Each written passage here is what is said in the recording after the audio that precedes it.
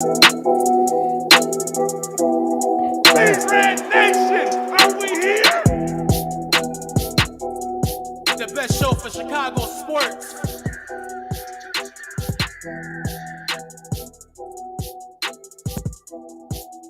Oh my God! Yeah. Y'all know what we came to do? We on the move. Because the Chicago Bulls are playoff bound, baby. Playoffs, baby. Woo! I don't care how we got there. I don't care how ugly it is. Playoffs, baby. Let's go. And on today's show, we're going to be talking about what kind of impact will the playoffs have for the Chicago Bulls' future. We're also going to be breaking down Bulls losing Lonzo Ball for the year. That's going to be big. And then, of course, talking about how this will affect this team this season. All that and more. Of course, getting into some general NBA and stuff like that. Appreciate y'all for tuning in and rocking with us, man. Hit that like button, subscribe to the page, because we do talk Chicago sports daily on this channel. We don't want you to miss the things, so make sure that you hit that bell. Let's go. Shout out to y'all for pulling up for another live.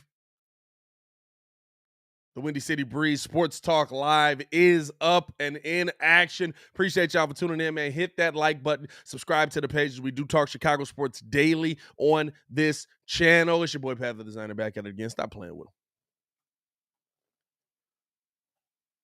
Bulls are playoff bound. Bound to falling in love.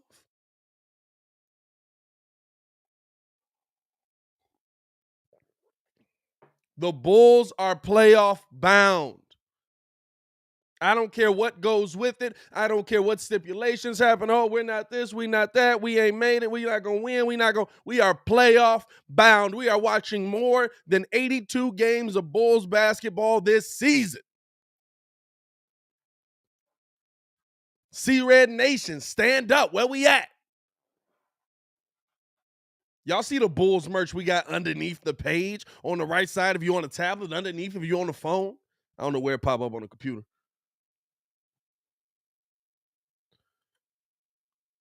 We're going into the playoffs. We have a playoff series. We have a playoff team here in Chicago, and we have a team that continuously is moving in the right direction. Appreciate y'all, man. Appreciate this team. Are there some bumps in the road? You got dang right. You got dang right, brother. Are there some bumps in the road? Absolutely. Are there some bumps in this team right now? Absolutely. Is it going to be a cakewalk in the playoffs? Absolutely not. Are you going to get out of the first round? Don't know. Don't look great. But your team is in the playoffs right now. Feel good, Bulls fans. It's okay to feel good. It's okay to feel good.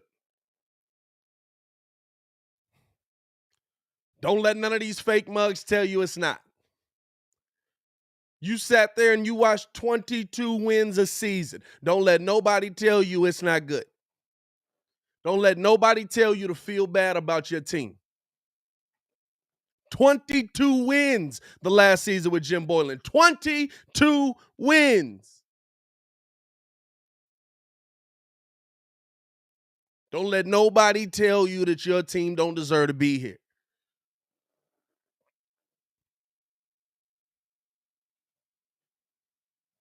You see Muzz got up out of here already, right? What we have, 30-something people in this John, something like that, you know what I'm saying? Muzz done dipped already. Hey, he's trying to call us out. We don't want to be a part of that. You dang right. Because this is about growth. This is about moving in the right direction. This is about seeing my franchise go to the position that we wanted to be in. That logo right there, laughing stock. It was. It was. The laughing stock of the NBA. That's what that logo represented. It went from representing Michael Jordan in greatness to representing the laughing stock of the NBA.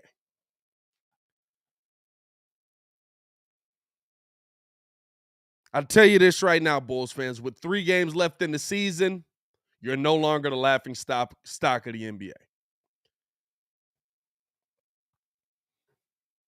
With 3 games left in the NBA season, you are no longer the laughing stock of the NBA.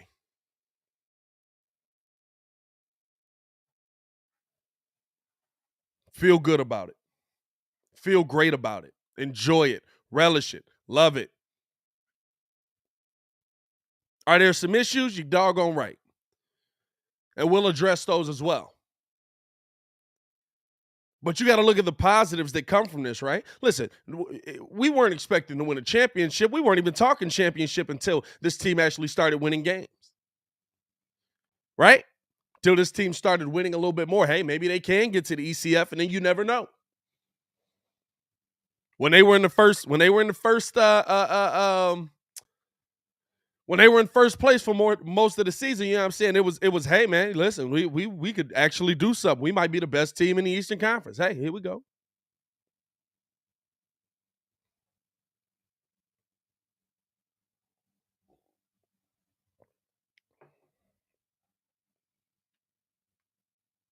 But we knew bumps in the road were coming. We knew bumps in the road were coming. We knew that there was going to be some turmoil on this team at some point. Hey, you went through too many injuries. You went through too many struggles. You went through too many, trying to figure it out, right? Just trying to figure it out.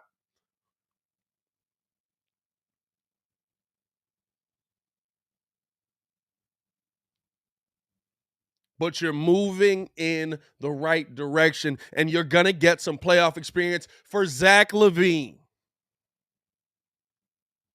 For Ayo Dosunmu, who unfortunately, due to the news that just dropped, I mean, it dropped last night during the game, but apparently now there's like an official announcement from the Chicago Bulls that Lonzo Ball will be out the rest of this season. Unfortunately, you're going to lose him. You were hoping to get his contribution back into this thing, but I'm okay with it, right? I'm okay with it. You want to rest him. You want him to be 100% moving forward because he's 24 years old. So the more rest you get for him, the better he feels moving forward. When your team possibly is ready to be championship contenders, you want him healthy. You want him 100% healthy. And there's some concerns with Lonzo as well.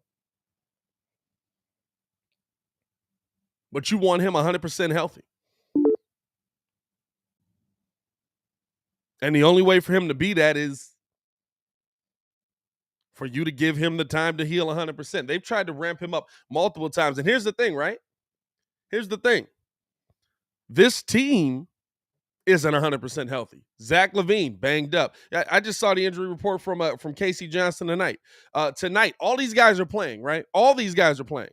Javonte Green, quad contusion. Zach LaVine, left knee soreness. Derrick Jones Jr., left knee soreness. Matt Thomas, right leg contusion. Now, Matt Thomas doesn't matter as much in the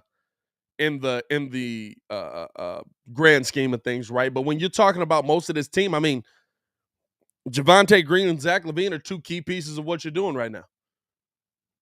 You're trying to figure it out. You're trying to fight through the injury. Alex Caruso back isn't even mentioned on here. He's 0 for 5 last night. We all know he ain't healthy. All of a sudden, you're done offensively? What the heck is that? As we welcome in the man formerly known as Ringo J. Stefan Adon into the building, man. Steph, what's good? What's going on? What's happening? Playoffs, baby. That's what's happening. Woo! You can't mess with my mood. I don't care. I think you about the only one in like probably Baki and Chicago Sun that's actually happy these mugs in the playoffs. It's like 3 of y'all. I could care less. Listen, Hey, what's up, Brody? Listen, I could care less. What's you good, know why? Jason? What's up, Jason? Because freaking they wasn't here. They don't know what it was. Listen, when Hey, you, hey, man, this the they thing. don't This know the what it thing. was. You can't hit me with, oh, you're not doing this. We should be here. We want to win this. We want to do. Listen, because the last time y'all was watching the games clearly must have been when they was winning basketball series. When they was consistently in the playoffs. Y'all wasn't watching They was 22. watching back in 2011. That's what happened. You know what I'm saying? When's the They last time was y'all watching watched? back in Hey, 2011. they probably didn't even tune in for the full season of Jimmy Butler. They just tuned in for the playoffs when the Bulls finally got there. It's like, oh, they actually made it? Let's watch this. Let's see what's going on here.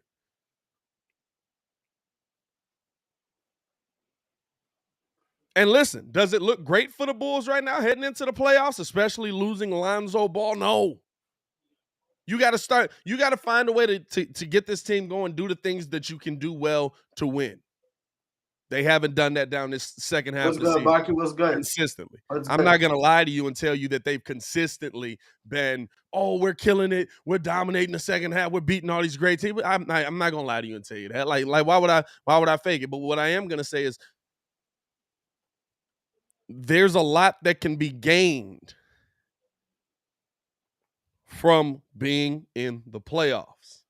There's a lot that can be learned from being in the playoffs. We watched Atlanta go to the ECF last season. Atlanta absolutely has a chance to win in the play-in tournament this year. Why? Because they have playoff experience. Because playoff Trey is actually a problem. You know what I'm saying? Like I look at things that way. Playoff experience matters. That's why. Hey, look, that's why I don't want to see the Bucks. And that's who we're slated up against right now at 6. That's why I don't want to see the Bucks. I'm not gonna lie. I don't want, like I said, I don't want to see Boston. I don't want to see Boston for y'all though.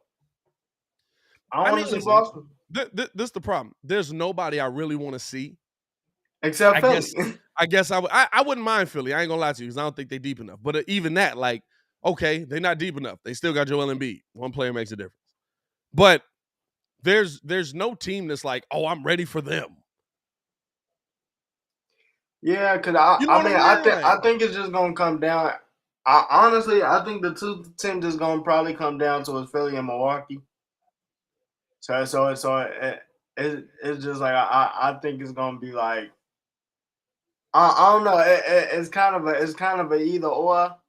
I think Boston is the better matchup on paper because I think that outside of Jason Tatum, Jaylen Brown, and Marcus Smart, the rest of those role players, I feel like they got the same issue. If you play the percentages, then they run into the same problem. The issue is Jason Tatum, Jaylen Brown, and Marcus Smart all been there before. Hey, playoff experience. Hey, Jason Tatum went to the ECF out the womb. So and I listen, I would rather be going into the playoffs not being a head in the sand Bulls fan.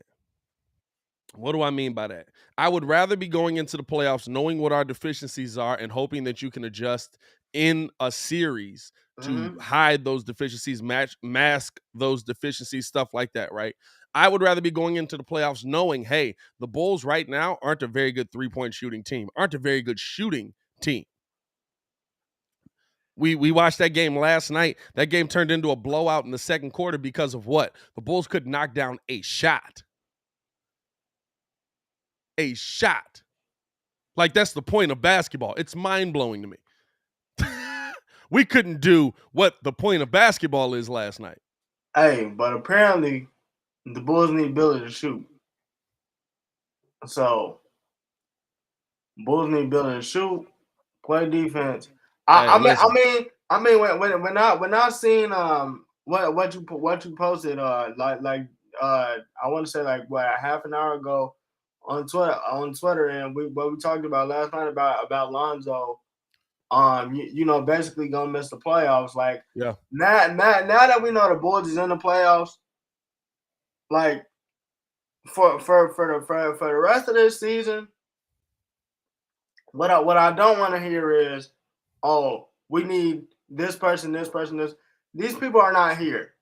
Y'all have to see and know what y'all got now. This is basically who y'all riding with, and this is what it is. It's not time for the excuses. Like me and Pat, I mean, we really couldn't say nothing on the game analysis because I it's couldn't just say like, nothing yo, last night. I was pissed. like Hey, legitimately, there was no breakdown to that. I was pissed. I was like, what bro, you like legitimately, they can't make shots. they can't make try. It's Yeah. legit packing the paint, and then we just finna let you play the percentages, and they legitimately can't shoot. It's nothing else to it. Like so, it's just like from now on, it's basically like Joe, just be happy that they're here, but also take this. You take this for what it is, and hey, if they wind up winning a series, they win a series. But And this is the crazy part, right? Like honestly, is if you're looking at what matchup is going to be best for you heading into the first round. And we've talked about it a little bit, right? We've broken this down a little bit. But if you're looking at what matchup is best for the Chicago Bulls right now in the first round, you're really talking about, unfortunately, probably the Boston Celtics. Probably the Boston Celtics. Why? Because with the big man you have right now, he can take advantage of their not having Robert Williams inside. That's your probably your best first round matchup. Now, I don't think they're gonna get there. You know what I'm saying? As it sits right now. Maybe Philly just because of fatigue, but I mean Philly's got Joel Embiid. One player can beat you in a series. I wouldn't feel like, oh my God, we can't win a game in this series if we played Philly, but I would feel like, hey, this is gonna be crazy tough. But to me, if you're looking at Boston and or Milwaukee, I would rather have Boston for sure, because of their lack of size, size inside. They're running out there with Al Horford and Daniel Tice, Daniel Tice. Al Horford and Daniel Al Tice, the former Horford, Chicago Bull. Now Daniel Daniel Tice, Tice can get after you. I ain't gonna lie to you. Grant Williams, Brandon Boston. Yeah. I mean, they got some dudes. Yeah. And that's the thing about Milwaukee. For y'all, I don't want Milwaukee first round off of the strength of the fact, like, I feel like even though Milwaukee, and it's weird, right? They've been hovering around like 3, 4.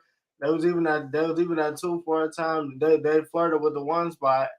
Like I ain't even finna say that boy. They just like, hey bro, soon as they get to April 17th, we finna get to it. So it's just like, I'm really not trying to see that. Nah, and the interesting thing, right? Like when you're talking about the matchups and when you're talking about who the Bulls could face, I mean, honestly, everybody's 2.5 games back. It really could be Boston, it could be Milwaukee, it could be Philly. But if I'm talking about gaining that playoff experience, gaining something, like, is it better? Here's the question, right? Is it better to play a team that can work you out for 4 games by exposing your deficiencies? Or is it better to play a team that maybe underachieves, maybe takes you a little bit lightly, and you're able to get a couple of games and you maybe build some confidence heading into the next season? Like I like to know. I like to know what's wrong with my team so that my GM can fix it. I gotta say I gotta go with the first option, and this is the reason why, because let's say y'all do play the Bucks. Yep. The Bucks take y'all light. Let's say y'all give them y'all give them a tough 6. Everybody in the chat, oh man, Kobe, a god, P Kid. I told you where you at. We can shoot now. This is the Kobe gets hot. And then, hey, By the way, which fixes so much. If Kobe White all of a sudden starts going like 7 for 10 from the 3-point line, the entire team is just a completely different team. Oh, no, definitely fixes so much. But then it's also like, oh, because I'm dead serious, because this is how y'all been all season, Garza. It'll be like, oh, Kobe have a couple good games. It's just straight bliss. Y'all don't know what y'all talking about, man. Kobe can shoot. Man, we got a good enough team. We just need Lonzo. Lonzo ain't walking through that door. Lonzo ain't walking through the door. Y'all get 6, and then y'all don't make no moves. Everybody come back. Y'all can't shoot again. Now we talking about the same issue. Whereas if I expose the deficiencies and I lose, and then it's 4-1 Milwaukee's way, AK will be like, hey man, we need to get like a Duncan Robinson in here, or we need to get a Lou Will in here. Hey, don't be trying to pass off your trash. Hey, man. Don't be trying to pass off your trash on us. Hey, y'all seen how he did that? Y'all seen how he did that, Chicago? Trying to pass off his trash on us. No, we don't want that. Nah. I'm not gonna lie to you. Don't be trying to send us that big bench energy. You want to know why I wanted to do that? Because first of all, y'all gave us Luol Deng when that man was literally dried up. And Tim literally just used him and was like, all right. Hey, y'all wanted him. Now you can have him. Hey, nah. But yeah, I mean, I'm just saying. I think it's better to, in this situation, lose 4-1, find out what the deficiencies is, and then come back better. Because you don't want to come in with that you don't want to come in being blind. Yeah. Being blind, like this is the thing that that they struggle with all season. So I don't want them to get 2, maybe even 3 games, and then we acting like it's all fixed. And it's really not. You know what? I agree with you, because like, to me, right, if they're close, not to say I don't want the Bulls to win, not to say that I don't want the Bulls. I want the Bulls to win because they're doing the things that they do well. And it's working, right? Like if the Bulls win versus Milwaukee, or not versus Milwaukee, versus Boston, right? And Vooch is going off, I can see that happening. I almost expect that, because they don't have that great presence down low. Vooch can get down there, do his thing in the post. He can be a difference maker down there in the post. You know what I'm saying? Like, he can do a lot there. But on the flip side of that, if we go into a game versus Philly and the team is still being competitive, they're still fighting, but Philly is beating us every game, and we get 4-0, 4-1, whatever it is. But you now feel like, oh, we were one Lonzo Ball away, right? Like, all of a sudden, Kobe can shoot again. All of a sudden, Javante's knocking down threes. Derrick Jones is knocking down threes. Caruso's knocking down threes. All of a sudden, everybody's getting it together at the right time, right? And you feel like, oh, we're just Lonzo Ball away now. That's the thing I don't want the Bulls to get caught up in, because we've seen that happen before, right? Like with the Derrick Rose Bulls. With the Derrick Rose Bulls, you always felt like you were a shooting guard away, but you also just felt like, hey, we just need a dude that can knock down shots. What did we go get? We got Kyle Korver. We went and got Mike Dunleavy, guys that, yeah, they're supposed to be able to knock down shots, but are they going to be able to when the pressure's on most? Guess what? They weren't. And this is the other thing too, that I don't want us to gloss over this. I said this yesterday. Kid alluded to it, like because we talked about the Nets yesterday. Look, like, I don't want it to get lost. The Nets have 2 first-round picks. Yeah.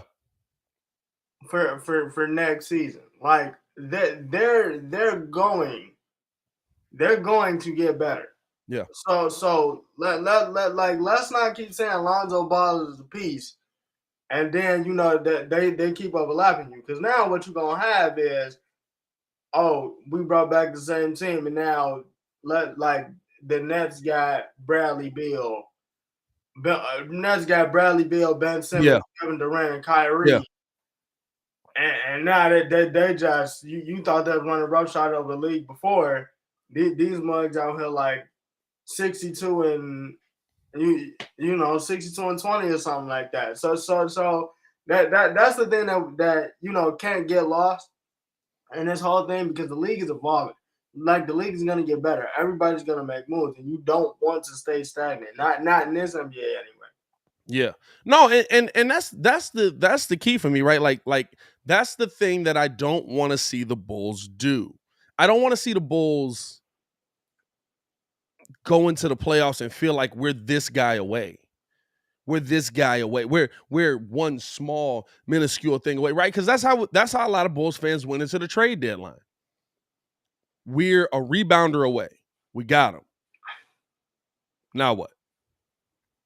Hey, Like, that man had 3 solid games. Well, I mean, he's still. I mean, listen, he's still No. doing what he's supposed to do.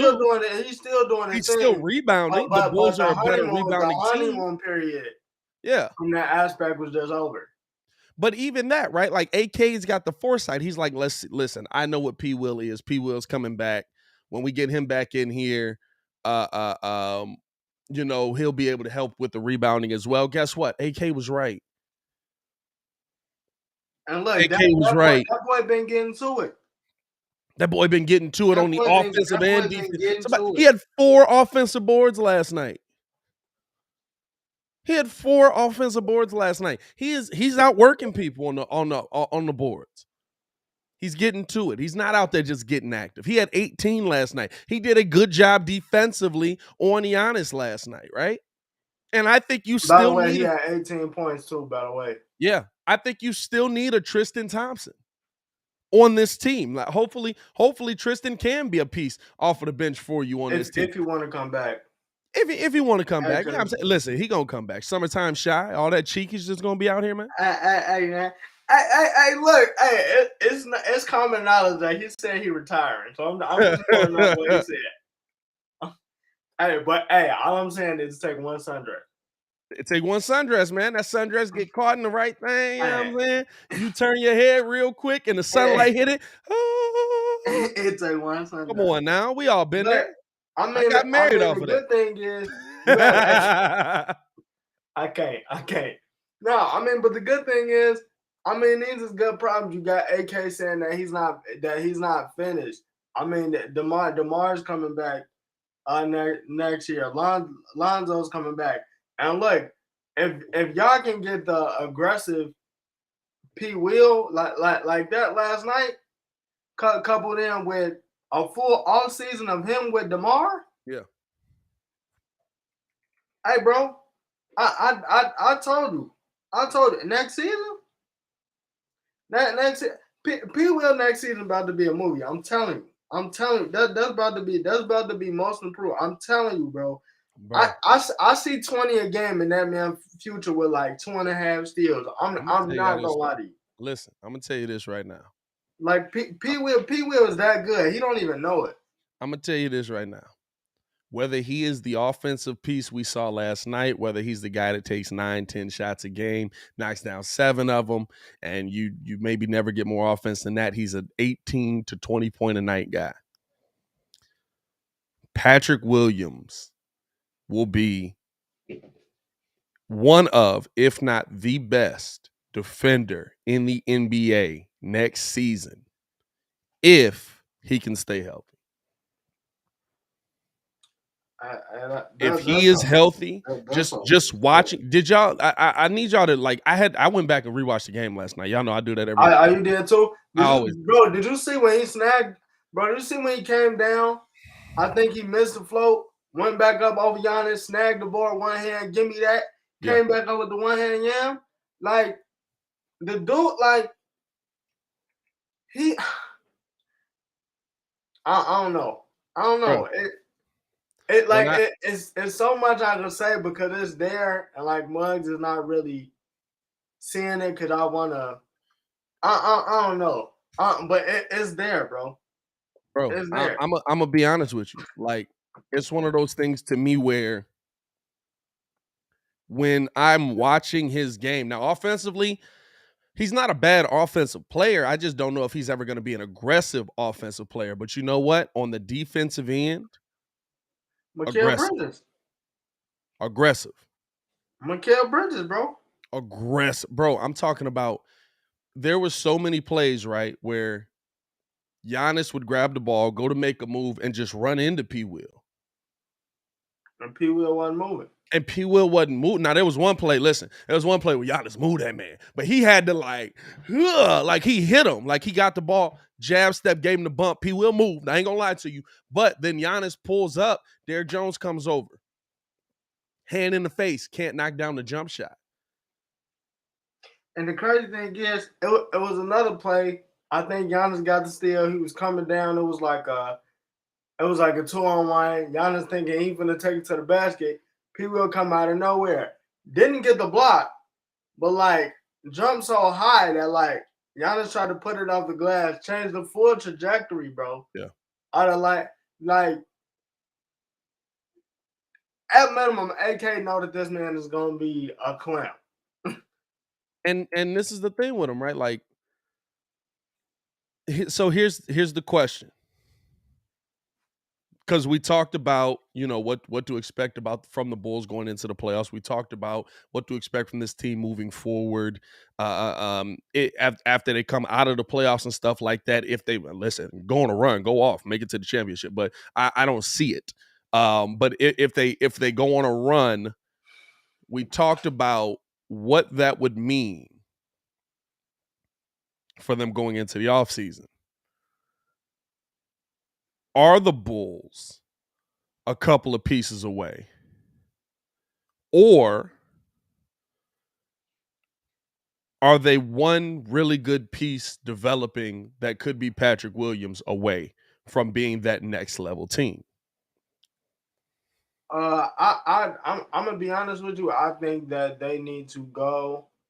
I think they gotta. I think that they should get rid of Kobe White. Off rip. I think that's like the first order. I'm not off GP. Get this man out of my city. get this man out of the city. Now I think they need to get rid of him. I think they need to go grab one more shooter, a consistent shooter. I think they need to go get a shooter, a bench scorer, and then after that find a way to get a little bit more size for Vooch, just in case Tristan doesn't come back. Now, hey, look, now I'm gonna be honest with you, because I've been hearing a lot about Rudy Gobert.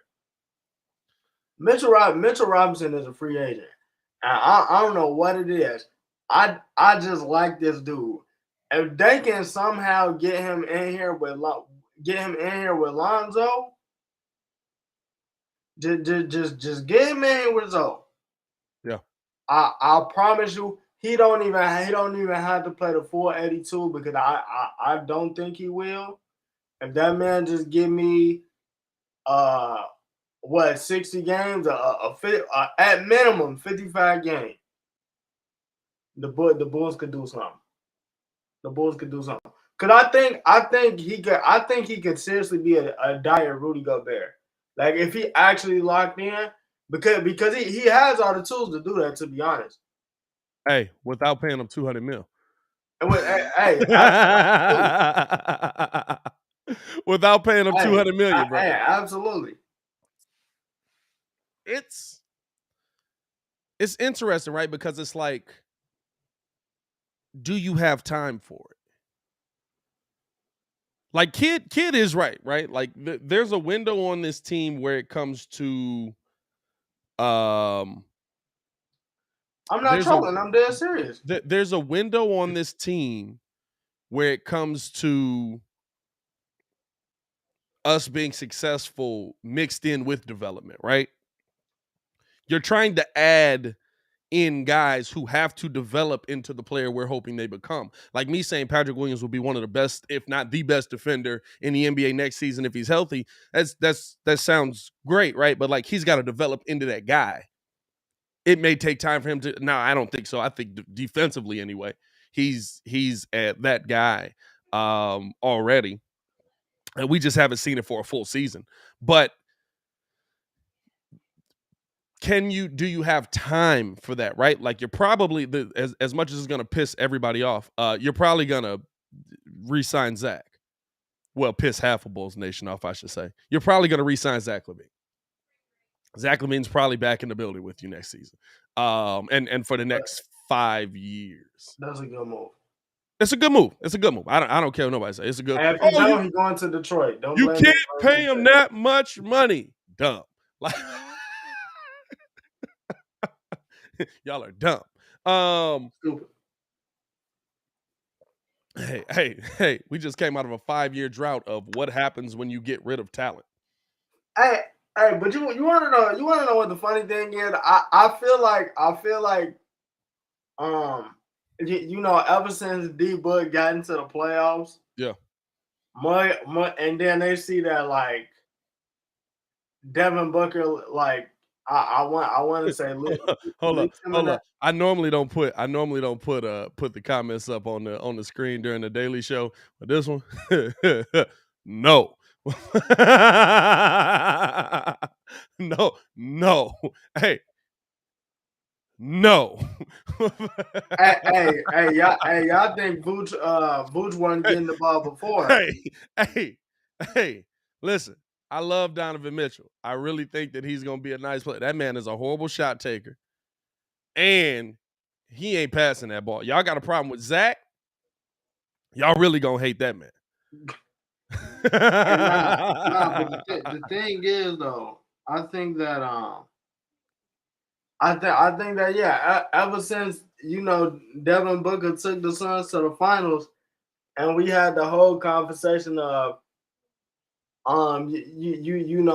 is Zach better than D-Book? Is D-Book better than Zach? Yeah. And then that like they see like D-Book playmaking like I don't know, cause you got to remember too, Chris Paul was out 15 games. The Suns won 12-3. Yeah. And that was just like, man, Zach can't make. He not making his shots. Devin Booker's doing this while Zach can't do it. Like, nah, you don't need to be paying him this money. And that's just not how it works. Listen, when you add Chris Paul to a team, things are very different. You know what I'm saying? But to me, like, when you talk about it, right, like, do you have time for the development that we're talking about for your team to win a championship in that time, right? I would say for Pete Will, yes, but for the rest, no. Because we there's nobody else to develop. I mean, Io's still developing, right? No. I feel like Io could be I feel like Io can be a major piece, but like I'm talking about like, cause bro, I mean 4 years down the line, KD, I don't care how old this man get, KD's still finna be getting to a bucket. Yeah. Like KD is legitimately that skilled. Here's a crazy thing, right? Like, even if there is a window, and Carew, I like the comment. What do you guys think about Cockburn? I'd itchy, but no, I would I would take him in the second round. Definitely a second round piece. If he falls that far to you, I'd take him in the second round. No, but is there a scenario, right, where the Bulls are growing, they're moving in the right direction, and we really just are waiting for these guys to come up? Like here's something crazy, but I've looked at it. If you look at now, listen, understand, hear me. I'm not saying these people are the same. But if you've looked at Zach LaVine's entrance into the NBA, how he's developed, how he's moving forward, how he's getting better every season, right? And the timeline that has gone with it, it's very much like when the Bulls started winning in the 90s, or before the Bulls started winning in the 90s. If you now add in somebody who is that developing piece, if you now add in somebody who has to be Zach LaVine's number 2, it might not be DeMar DeRozan when you finally start winning. You might need that guy that is 20, 10 boards, crazy rebounds. You need that guy that is your 2 guard off of the bench that maybe is able to come in, or your point guard off of the bench that maybe is able to come in. Because I keep hearing Ayo Dosunmu's a 2. He clearly doesn't shoot like one, but He's a 1. yeah, I know. What? I don't know where Muzz are getting that. So he was drafted as a shooting guard. You didn't.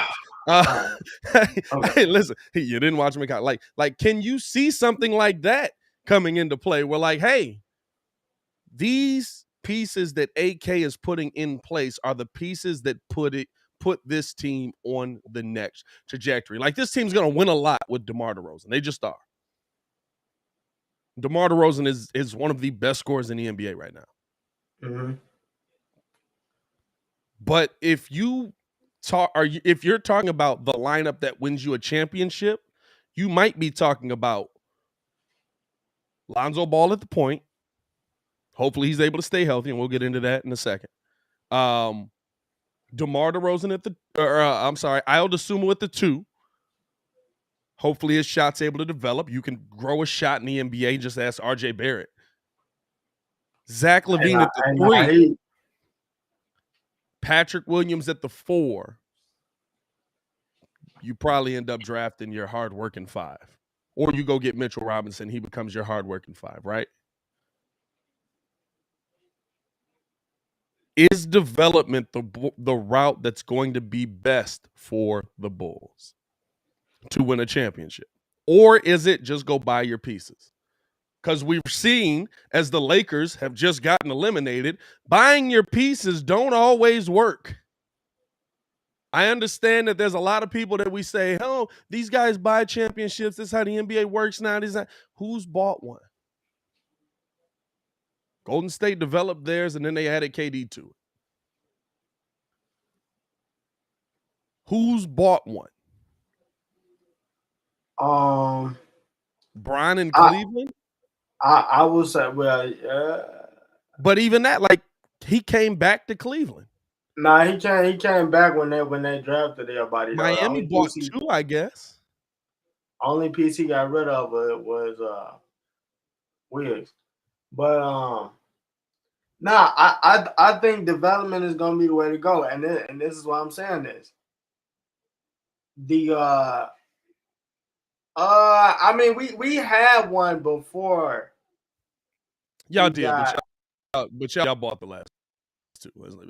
I mean, did we really though? Yes, you did. You paid LeBron James and you paid Chris Bosh. There was a lot of collusion that went into that. You bought that. Okay, all right, fair enough. But Boston traded for that. I don't count that as buying it. Yeah, they put that team together, but that's a lot of trades. You still resign them though. People gotta sign in. I guess. You know what I'm saying? Like people have to sign off on getting it done. I mean, really, like, let's see. Bucks developed theirs. The Lakers bought. I'll say bought on the Lakers, right? But even that, right? Like, was Anthony Davis was a trade, right? Yeah, but they re-signed him.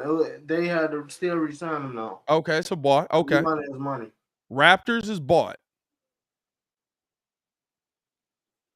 Or a trade? Nah. That was a straight up trade. That was a straight up trade. Okay. So that's and a lot of dudes that were already on that team. So that team was mostly developed. They just legitimately took. And you made a great trade. That's the crazy part. We talk about, hey, they just needed the one piece. They legitimately needed one piece. So you're talking about making a trade with a lot of the one piece. Golden State, 2 championships, developed. They had KD, but developed. Well, yeah. Plus, that was one piece anyway. They just swapped out Harrison Barnes with KD, and that was the end. But you signed. Yeah, you bought that one. Cavs bought. I can't say bought on that if you already win 73-9 though. Because The Cavs Because didn't go bought 73 means and that you 9. struggled. Bought No, means that you struggled. yeah, but they was also like before Brian came back, they was trash. I mean, if we talking Brian, yeah, but I was just Yeah, talking yeah. Golden State. I'm talking about the Cavs coming. Like before Brian came back, they was trash. So like, I think the Cavs is bought. Golden State again developed. Spurs Hey, developed. Chief C, that was a swap. That was a swap. Miami, both bought. Dallas developed. Lakers the 2 years before that. Kobe and Powell developed. And you traded for Powell when he was a guy. Like he was nice. Was he an all-star in Memphis? I don't think he was an all-star at that point in Memphis. So Nah, but he was still nice. he was nice. He was nice. It was a good swap. Developed though. Like I understand that people go out and they buy their championships sometimes. Like 2020 is a bought championship. It just is. But when you say bought, most of the time it's only like one player. hey, listen. It's really one dude. Like it's really just It's just really LeBron. one dude.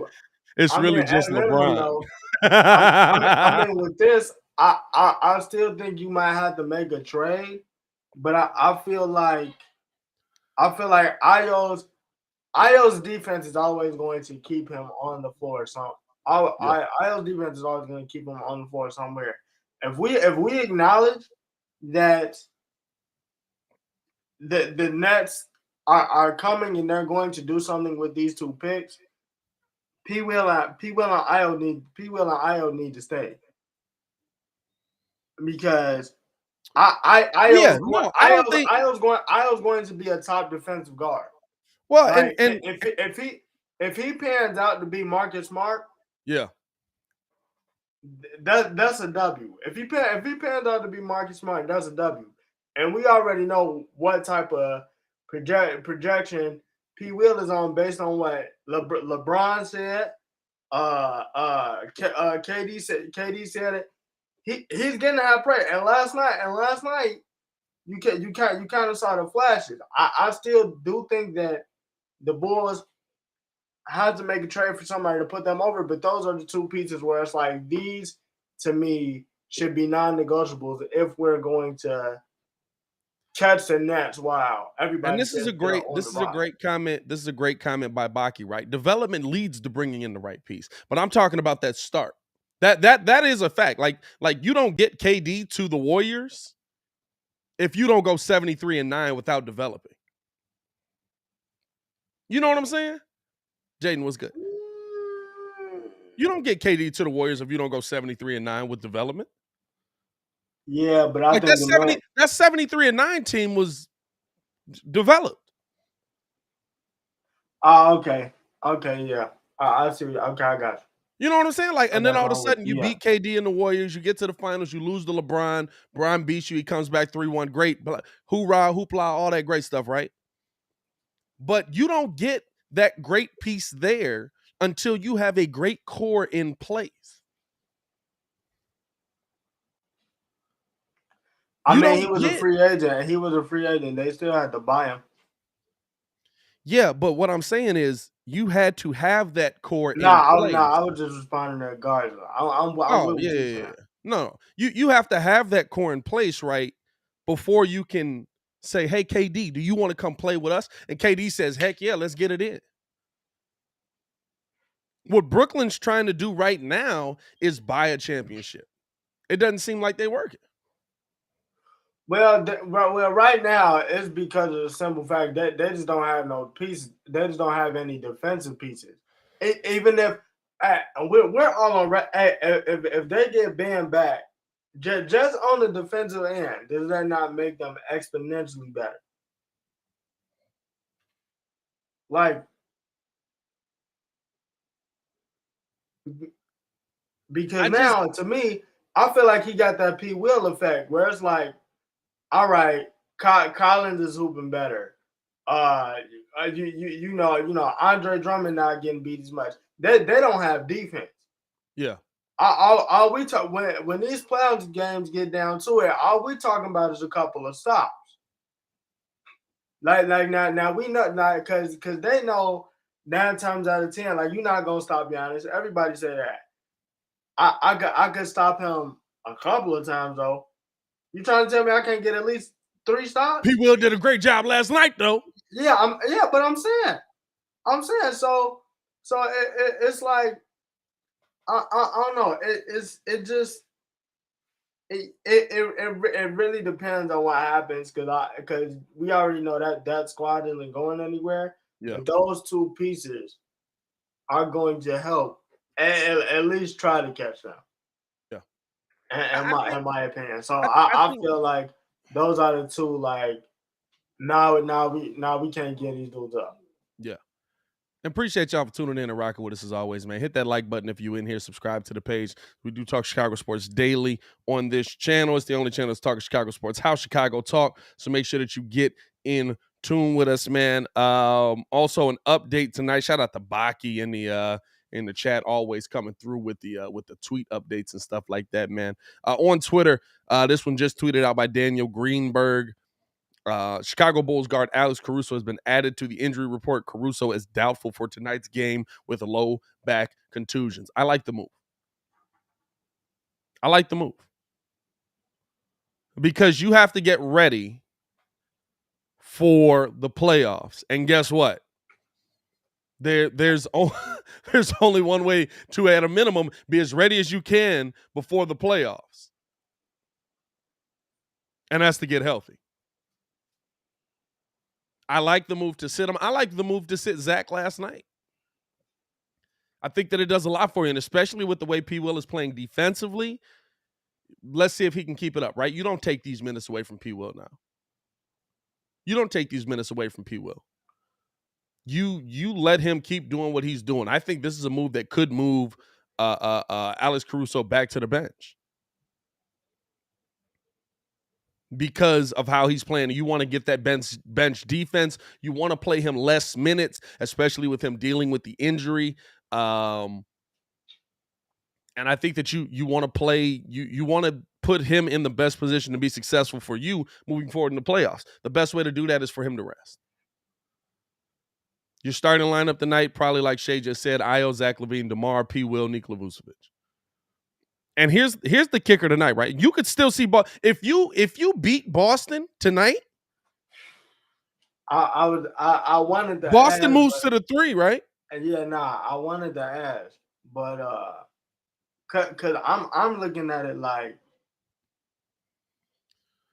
this matchup tonight is a possible playoff matchup.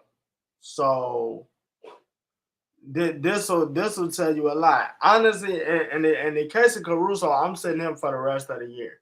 Yes, I'm sitting him till the playoffs start. Yes, I'm sitting him for the rest of the year. It's no need to throw him out there. You in playoff contention, and you know that's one of your better guards that you're gonna need. 100%.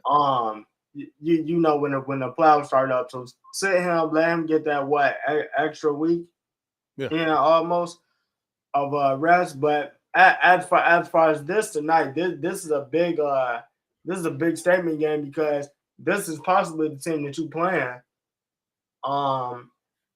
Here's the question. You know, in the first round, so this is big.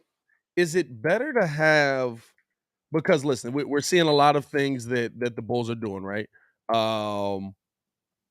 We're seeing a lot of you have to figure out whether to rest these guys. You have to figure out whether to play them the rest of the way. I believe there is a week gap between the end of the season and the playoffs. Am I right on that?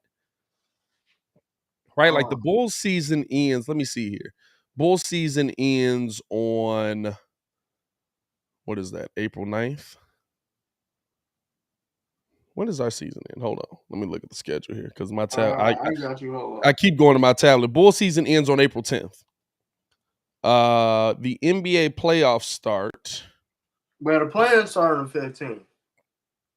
So yeah, you've got almost 5 more days between the playoffs starting and then where we are right now, and the end of the season, plus where we are right now. So the question is it better to have more rest heading into the playoffs or to be more prepared heading into the playoffs? Because you do still get that little bit of gap between that you're going to that you're gonna have that space. You know what I'm saying? Where people are gonna be able to get a few days rest.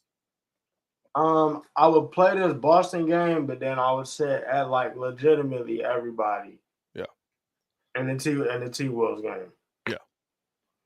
Because you already locked in. So at this point, it's just coming down to matchups. Yeah. But the only reason why I'm playing this game is because this is a potential first round matchup that we got. So now we got to see really what's what. Essentially, you might as well think of this as you know a possible eighth game and the seventh game because you might be ready to get back to it a week later, just like you said. So yeah, according to this, playoffs start on April 16th. 16th. Yeah. I said you got 5 days rest. Essentially, you got 6 days rest for the Bulls. Bulls' last game is on the 10th. All right. Well, so you would have 6 days rest anyway, right? And the reason I asked that is because like we've heard like, hey, rest Zach, rest DeMar the rest of the season. Get these guys as much rest as possible.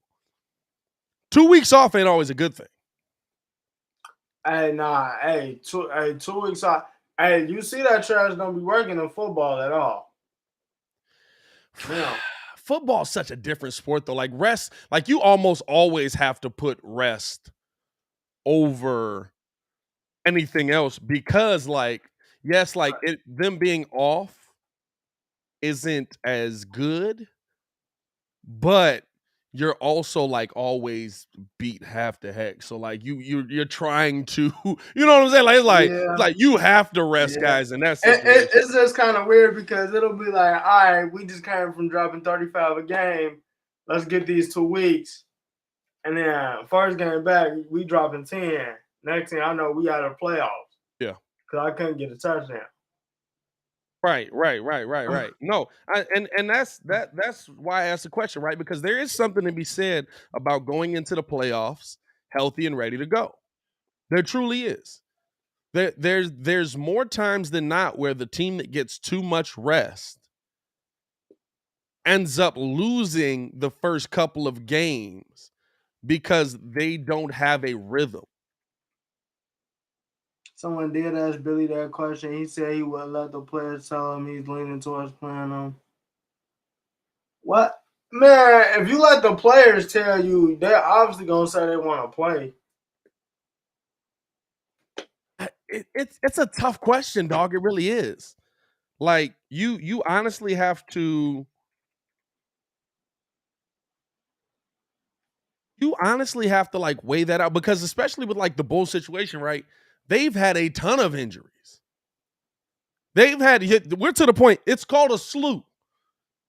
They've had a slew of injuries. They lose Lonzo Ball for the season. They lose Zach LaVine for a good chunk of time with his knee issue. They lose DeMar DeRozan due to COVID and stuff like that. They lose Alex Caruso for a good chunk of the season because of injury. They lose Patrick Williams for the season just about because of injury. You know what I'm saying? Like, so you have to you have to seriously weigh out like what's better going into these games. Like I think and here's the tough part, right? No one has played playoff basketball.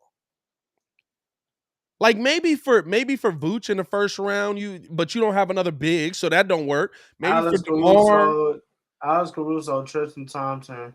Hey, you need all those guys. And Derrick Jones Jr. Yeah, and Caruso's gonna get the rest. You know what I'm saying? So like you really have to weigh out like.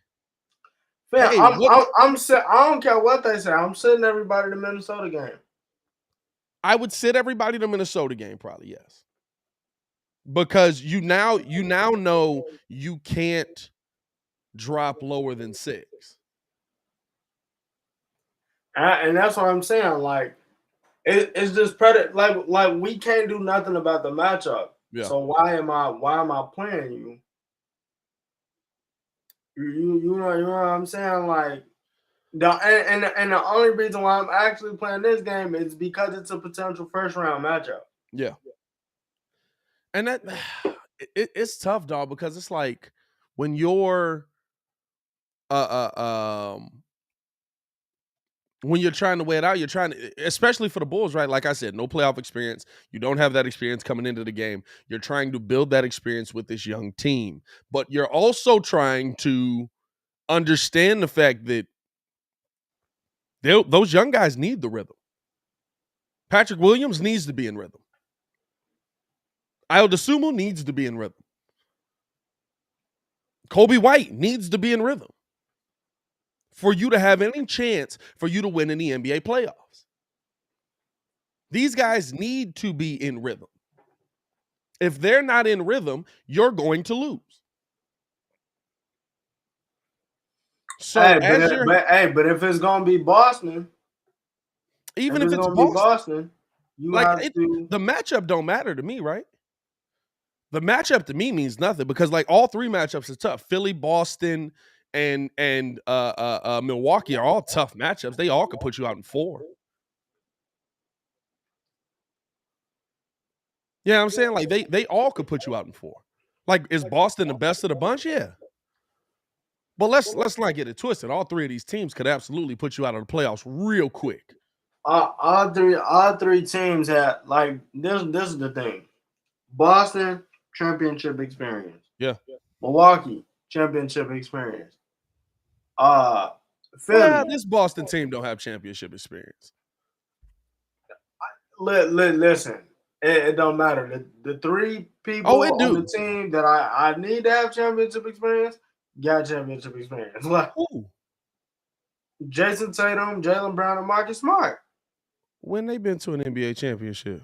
Not to an NBA championship, but they've been to the ECF.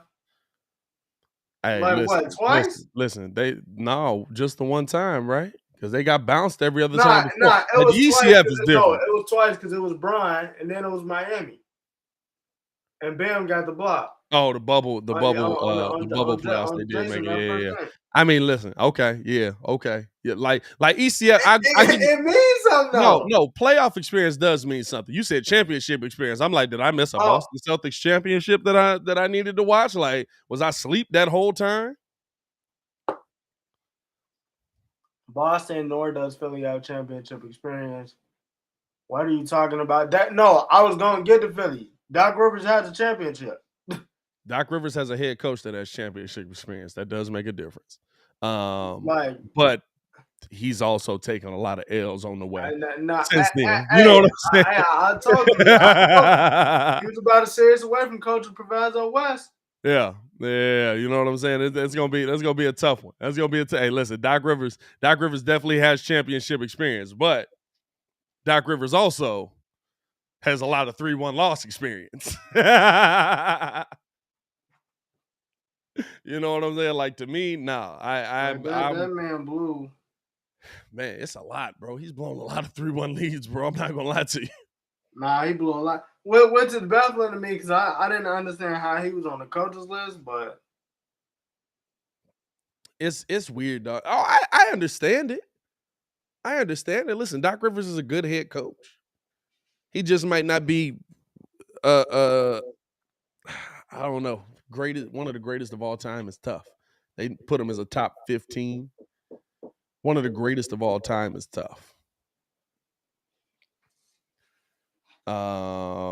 Chef C, pop quiz. Name a player who helped lead their team to the NBA champion, but didn't win the playoff series in his first 8 seasons. Didn't win a playoff series? That's a tough one. I was gonna say Jerry West, but he led his team to the led their team to an NBA champion, but didn't win a playoff series in their first 8 seasons.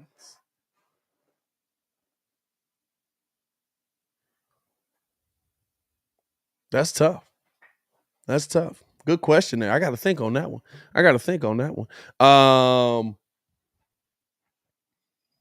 But no, man, just honestly, looking at us heading into the playoffs, and we want to get into the Lonzo Ball talk. Hey, by the way, Jason Tatum got 2 Eastern Conference Finals appearances. Since I don't know what I'm talking about, but it's okay. You said championship though. But I mean, Eastern Conference Finals, bro. That's close. Man, look, we got 2 different opinions on that. No, that's not an opinion thing. But he has way more championship experience than half of those 3. That's not championship experience though, dog. Hey, okay, playoff experience is very different than most of these mud. I'm just saying. Playoff experience is what are very you talking different. about? Playoff experience. Those are the 3 people I need to have it. Hey, listen.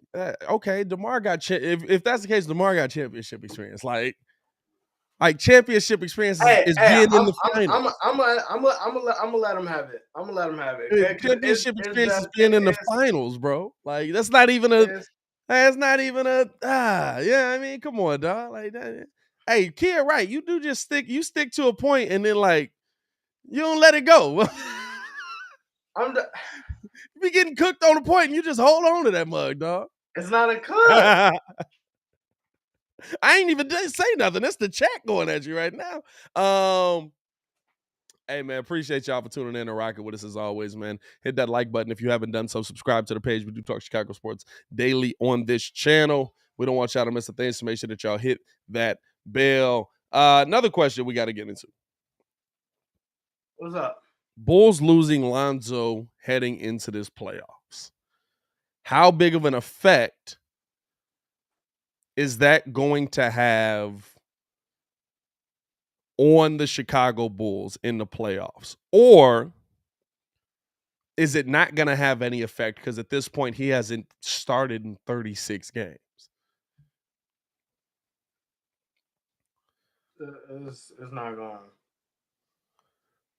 It's not going to do nothing. It's not going to do nothing. This is what I'm saying. Like, they at this point, like you said, everybody already know how to play. Yeah. With everybody, the only people that are saying it's huge is the chat. But it's like you said, he ain't been there in 36 games. So why are we still talking about? He also has never been in the playoffs. Like, why we still talking about the same thing? I will give this to Crit. I will give this to Crit. Crit said huge, and they've sucked for pretty much 36 games. Hey, that is a fact. That's true too. But my whole thing on it is I can't rock with. You know what I'm saying? Like, he not here. It is what it is. Yeah. We got to play what we got. Yeah. So it's just like now. I mean, this pretty much finna be the playoff roster, and you just hope, maybe at the end of this that they can at least sneak one out. Here's the question, right? Does it hurt or help the Bulls in the future? And I know that sounds crazy, like Lonzo Ball is hurt. Why would it help the Bulls in the future? You're getting Ayo Dosunmu time and development he never would have gotten. And now you're going to get it for him at a playoff level. Is it more hurtful or is it helpful to the Bulls' future that Lonzo misses this year? Because I think Lonzo goes into like let's be real. I think Lonzo, if he's 100% healthy, goes into this playoffs and he's the same dude, if not better, right? Mm-hmm. Because he's just got a high IQ basketball wise. He's just a smart basketball player. He's really good. He's gonna make the right decision. He's gonna make the right pass. He's gonna move. Is this more hurtful or helpful to the Bulls moving forward? I mean, at the end of the day, he has not been there, but at the same time, Ayo's getting valuable experience. In his first go round. Yeah. So at the end of the day, even when he comes back, for next year, you never know. You might have a starting caliber guard. Sitting on your bench. Because he has that experience. So I mean, to be honest, it's a loss, but I still feel like it's a win in the long term development of it. Yeah. But no, right now, I'm just rolling with Lonzo's not here, so and he hasn't been here for 36 games and Io's played, so it's really not doing that much for me yet. I'm just with the mentality next man up. That's just how I'm looking at it. I mean, I agree with you, and of course, as Bulls fans, that's pretty much how we live our life. Thanks to Tibbs, next man up is literally everything that we've got. But I feel like, were you gonna win?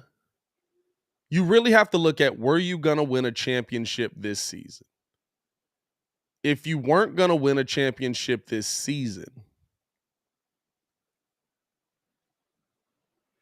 yes, the experience would be great. Yes, having him on this team would be great. Yes, having him get the experience while building that chemistry with this team heading into the playoffs would be great. But if we're talking about moving forward, if we're talking about moving, and if you guys are just getting in here, man, you haven't heard the news. Lonzo Ball has been shut down for the rest of the season. He will not make a return this season. He'll be back next season as hopefully started the season ready to go by training camp, stuff like that. But if you're looking at winning an NBA championship in the future,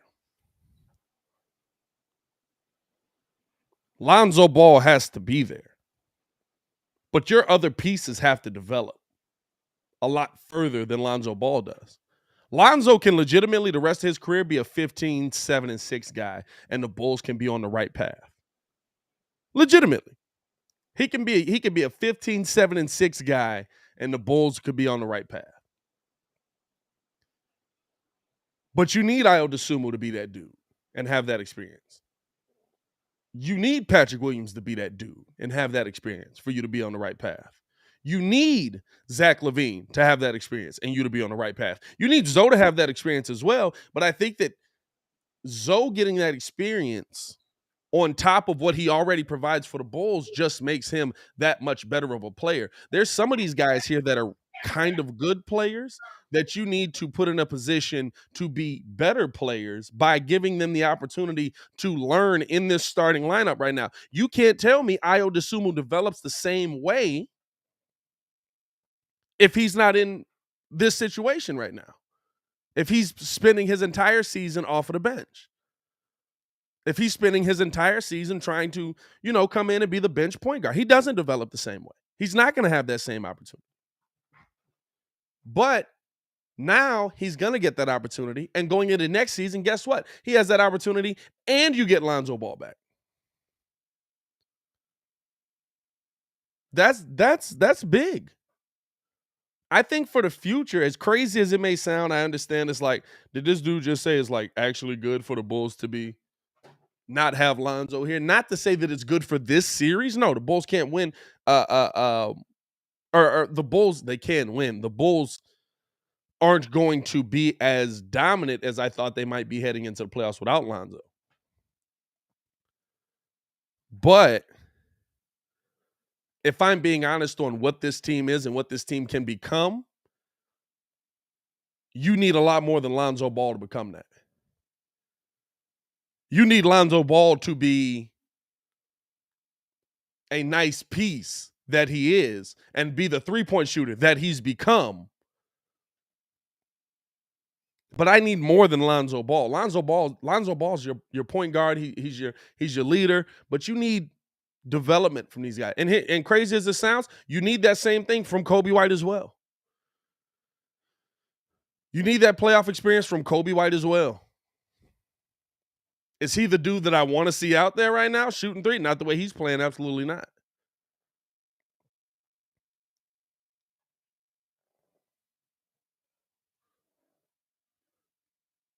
But to me, if we're talking about what has the Bulls better suited to win championships moving forward,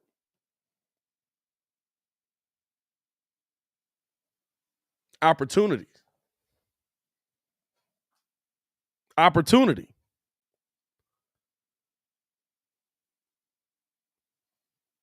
Who's gonna do what with that opportunity? What's P. Will gonna do with that opportunity? What is Ayo DeSumo gonna do with that opportunity? That's what we find out this year. That's what we get to find that out early in this thing, right? This is what I say. I don't want to be a head in the sand Bulls fan. I don't. I refuse to do it. I want to know what's wrong with my team. What's wrong with this Bulls team? They can't knock down shots. Does Lonzo Ball help that? Yes. All right, cool. We add him back in. Who else is going to give you that offensive output? Well, maybe we can get it from Patrick Williams if he's a little more aggressive. Okay, let's see if he's going to be aggressive in the playoffs. Well, maybe we can get it from Ayo DeSumo once he, tries to calm down and learns how to, deal with things in the play. Okay, let's get it from Ayo DeSumo in the playoffs. Let's get these guys this experience. It sucks right now that you lose Lonzo for the season. But instead of looking at it glass half empty, let's look at it glass half full. Opportunity. What is this team going to do with it? What is this team going to do with it?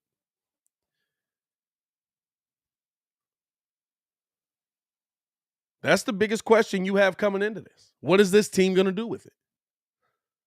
Because whether we say it or not, whether we say Bulls are a first-round exit, they're an easy out, they're going to get beat, they're the 6th seed, blah, blah, blah. Hey, how many people said that about the Hawks last year? Hawks were what, 5th seed? 5th seed, right, last season?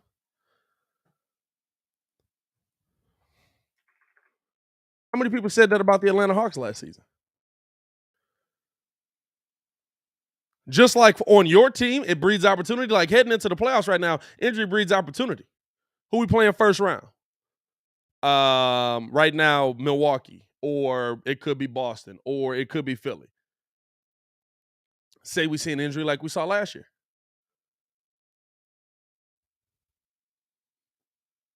Now you've got one piece instead of two. Now you've only got James Harden instead of James Harden and Joel Embiid. Or now you only got Joel Embiid instead of Joel Embiid and James Harden. And there's a very different team than what we had earlier, right?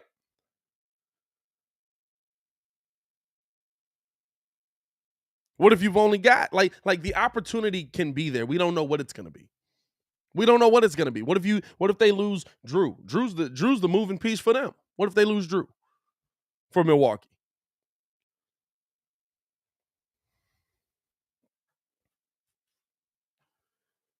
Boston loses Jason Tatum.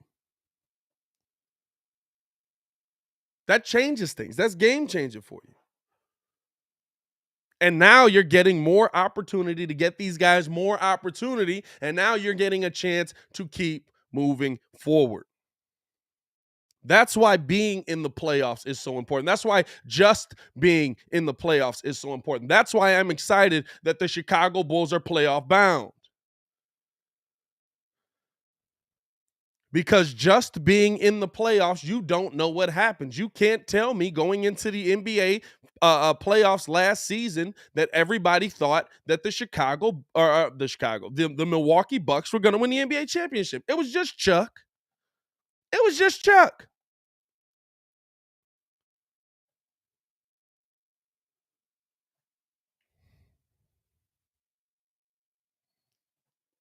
You can't tell me that everybody went into that and was like, yeah, my Milwaukee Bucks are the next up. It was just Chuck. That's it. It's the only person that I saw predicting that Milwaukee was going to win the championship. I know people from Milwaukee that didn't think Milwaukee was going to win a championship until they got to a championship. And when they got in that mug, they were like, hey, man, I don't know, man. We're going to see. It's been Bucks and 6 the whole time. I'm going to beat my chest and say it, but I don't know if it's really going to happen.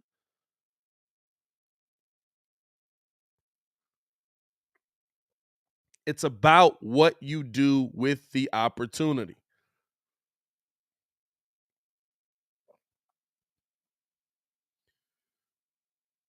And there's a lot that the Bulls can do here. There's a lot that the Bulls can do here. And so to me, if I'm looking at like my team moving forward, having championship or finally getting to the point where they can get some championship experience, finally getting to the point where they can get playoff experience, getting to the point where they can get conference finals experience, like it's all a process in that. If we just make it into the first round this season, dope. If we get into the second round this season, even doper. Right?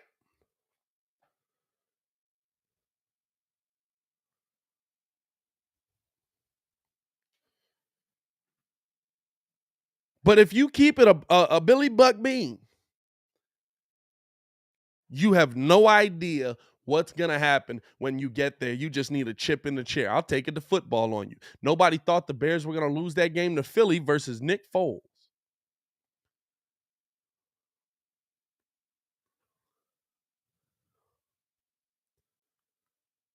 A double doink changed the entire trajectory of the Chicago Bears. Nobody thought that a field goal kick would be the reason that we never made it further than the first round. Nobody expected Philly to win that game. Because we had the best defense in the NFL. A chip in the chair is all you need. A chip in the chair sometimes is all you need. I'm not saying that the Bulls are going all the way. I'm not saying the Bulls are going to get out the first round. I'm not saying the Bulls get smoked. But what I'm saying is being there matters. And it's more helpful to be there than it is hurtful. It's more helpful to have that experience than it is hurtful. And if I'm putting it on a scale, I want to see Ayo Dosunmu and Patrick Williams have that experience more than I need to see Lonzo Ball have it right now. And this is the reason why, right? Crazy as it sounds, you do have to ask the question about Lonzo Ball on if he is going to be your point guard of the future. Shout out to you, Seba. If he's going to be your point guard of the future.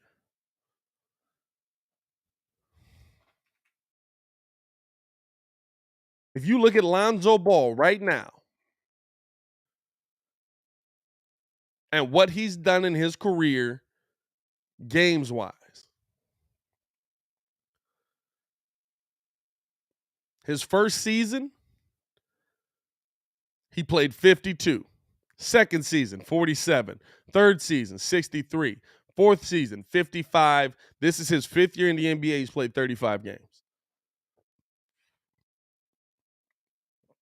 Unfortunately, you have to all cut short by injury. All cut short by injury. Unfortunately, you have to ask yourself that question. Now, hold on. 2020,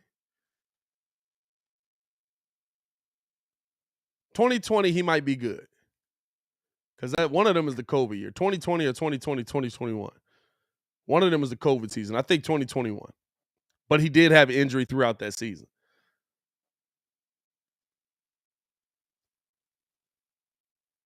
You have to ask yourself, is Lonzo Ball going to be your point guard of the future here? You have to ask yourself how that's going to go.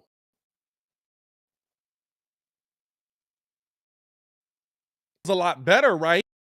When you have Ayo coming off your bench, stepping in and being a key contributor early in the season. And in his first season, early in his career.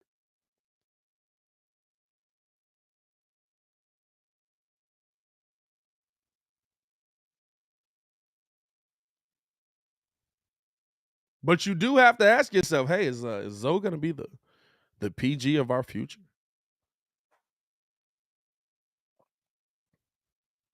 Was this a good signing?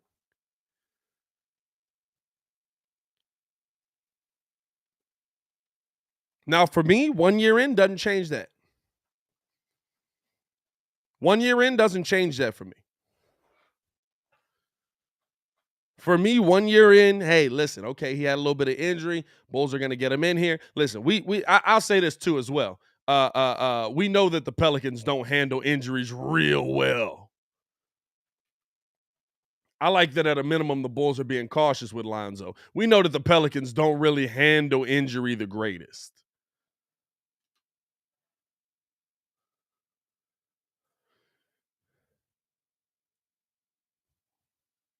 The Pelicans are legitimately a team that'll just be like, hey, man, we thought that this worked, but then it didn't. We thought that this was going to be okay, but then it wasn't. Like I'm be real. If I got hurt on the Pelicans, I'd be like, trade me. Trade me. I ain't trying to be out here with y'all.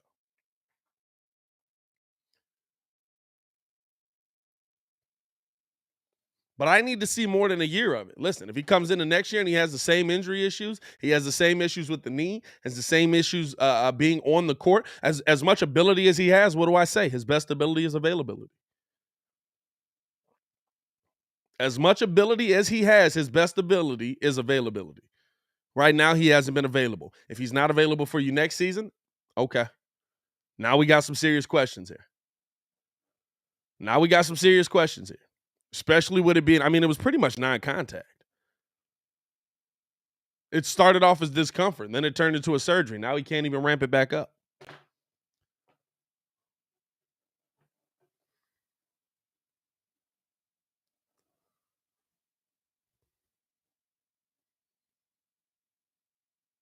It's a process. And unfortunately, one that we're at the beginning of. It's a process, and unfortunately, it's one that we're at the beginning of. And so you got to find a way to fight through. Listen, even if it is, right? Even if it is that, even if it does become that, next season, you won't have these same excuses. What's your excuses this year, right? You're not shooting well. Nobody has playoff experience. Next season, Zach LaVine will have playoff experience. Ayo Dosunmu, Patrick Williams, Javonte Green, Tristan, they all got playoff. But you're talking about most of your team doesn't have playoff experience. Billy Donovan with this team having playoff experience. And that makes a difference because this is a completely, yes, Billy has playoff experience with Russ, with KD, with Paul George, with Chris Paul, stuff like that, right? This is not that team. So Billy Donovan having playoff experience with this Chicago Bulls team makes a big difference. Billy Donovan having playoff experience with this Chicago Bulls team makes a difference for you moving forward. And so you have to ask yourself, or you have to look at it as that going into next season, right? Hey, you guys have had a chance to be in the playoffs. You've had a chance to gel. This is not the first season of this. Excuse me. This is not the beginning anymore. Next season, you don't get those same excuses. Even if Lonzo is injured. Guess what? Ayo Dosunmu has playoff experience now. He knows what it's like to be the starting point guard of an NBA team for a good chunk of the season, for most of the season, and heading into the playoffs. He knows what that's like.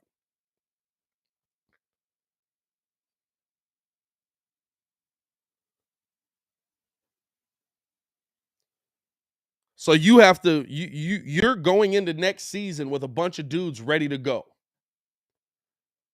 You're going into next season with a bunch of dudes ready to get to that next step, get to that next level. That's when you start having these tough conversations.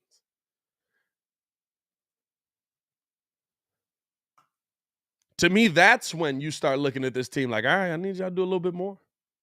Not year one. Did they play well beginning of the season? Absolutely, but not year one.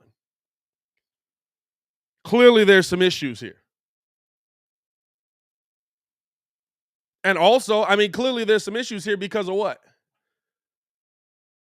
Because we're losing.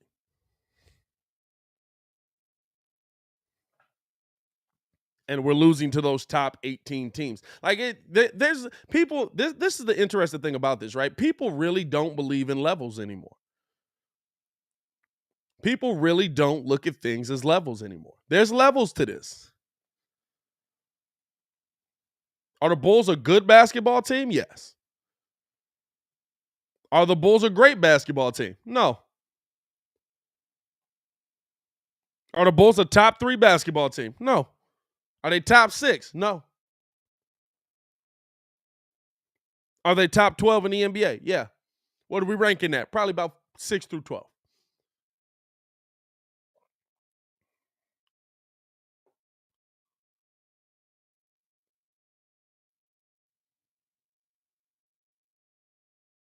But it's about growing to the point, developing, building this team to the point that, hey, next season, those top 18 teams, maybe you don't even go 18-0 versus them. Maybe all of a sudden, and here's the thing, right? All that 18-0, 18-0 versus the top 18. Say the Bulls win the first round playoffs. What's that mean? What does that mean for all of that? Or I'm sorry, 0-18. Say the Bulls win a first round playoff series. What does that mean for all of that 0-18 that we saw? What does that mean for the regular season? What does that mean for? And I'm not saying they will. I'm not saying it's going to be a cakewalk, but say that they do. What does that mean for that stat? Or say they come out in game 1 and they blow somebody out. Right? Like we get so locked into something, so focused in on something. We like bulldogs with it. You grab a hold of it and you can't let go. You got to shake it up until it's shook to death. Urgh.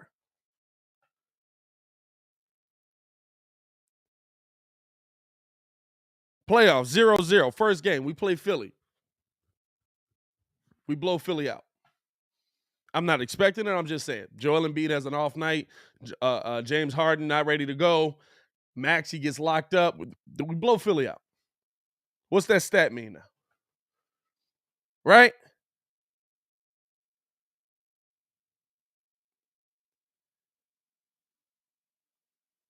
It's all about growth and development and moving forward and building a team that's going to be a perennial team that's in the playoffs. You know what I can give to Boston? They've been here. How many years was Boston out of it? What? Between Paul Pierce and how many down years did Boston really have?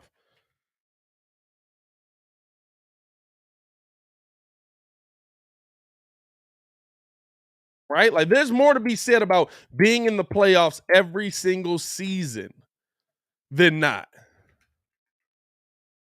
And you know why? Because we just went 5 seasons without it. Let me see here. Record by a year. Of course, I hate that it starts at like the 50s. Like, yeah, that's the record I was looking for. What was the Boston Celtics 1952 record?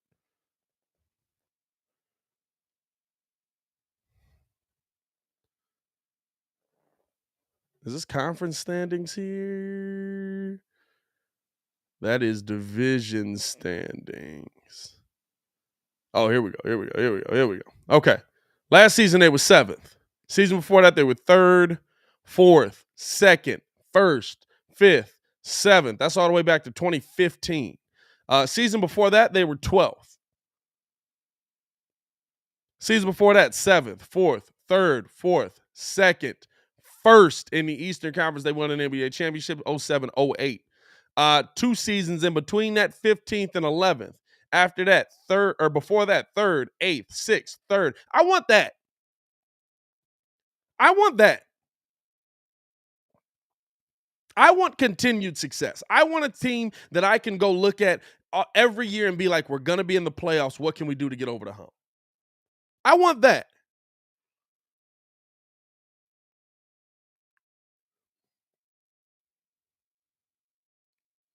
Because when you have that, you're starting from a place of, hey, we're pretty good. What can we add to this to make it even better?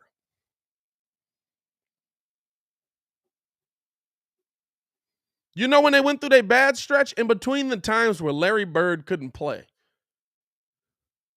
1, 2, 3, 4, 5, 6 years of bad. And it's because Larry Bird couldn't play.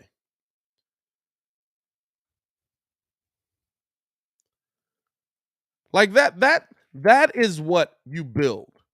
How do you do that? Like, look at the Spurs. The Lakers are going through their worst stretch ever right now, and they won a championship in that stretch. I think they missed the playoffs like 12 times in their whole franchise career over the last few years. This is the 7th time What did it say? This is the in the last, I forget what the stat is. Like in the last 7 years, 5 of those came in this era, or came with this section that they're at right now. Like, this is their worst time missing the playoffs ever. You know, want to know what the Bulls look like? All the Jordan years, and then 15th, 12th, 14th. We get Derrick Rose. Oh, no, we didn't get Derrick Rose. No, this is the baby Bulls. 4th in the Eastern Conference, 7th in the Eastern Conference, 5th in the Eastern Conference, 11th. We get Derrick Rose. 7th in the Eastern Conference, 8th in the Eastern Conference, 241 and 41 seasons. We get Thibs, 1st, 5th, 4th, 3rd, 9th. Injury year. We get rid of Jimmy, 500. 8th, we play Boston. And then 13th, 11th. Now we're 6th. There's a lot of DNQs on the Bulls side. Since Jordan, there's more DNQs on the playoff side, right? Like 1, 2, 3, 4, 5, 6, 7, 8, 9, 10, 11. We'll have made it 12 times since Michael Jordan. 9, 10, 11. Oh, we haven't been to the playoffs 12 times, 12 and 12. You know what I'm saying? Like I want continued success. You go through your down stretches. Give me 20 years or something. We haven't had 20 years of good basketball in a while.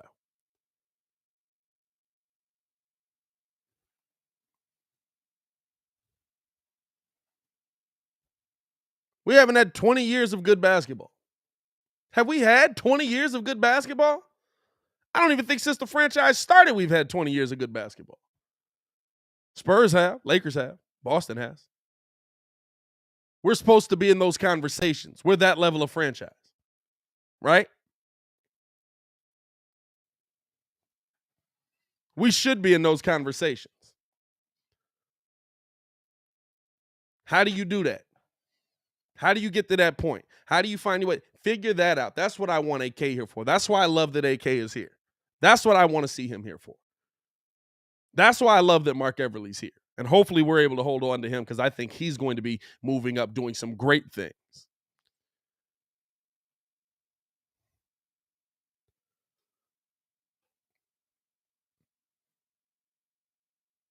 But I would rather be in the playoffs every single season trying to figure out what we can add to this team to get us to the next level than sit there and say, let's clear out all the talent in the room. Because that doesn't work. I'm sorry, that just doesn't work.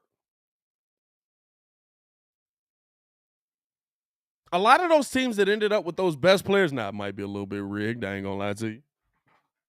Pat Ewing to the New York Knicks, a little suspicious. That's all I'm saying. A little suspicious how that one worked out. That's all I'm saying. But a lot of those teams that got their players, how'd they get that player?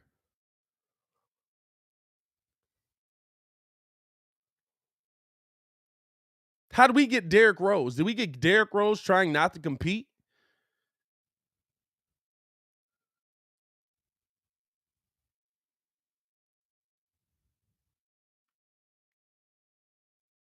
The year we got Derrick Rose, what were we, 33 and 49? We're still competing. You added Derrick Rose to a team that was pretty good. He made them better.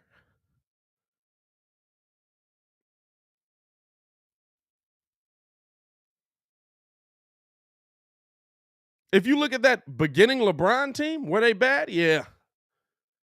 But the names on that team all went on to be pretty good players. You added LeBron to that team.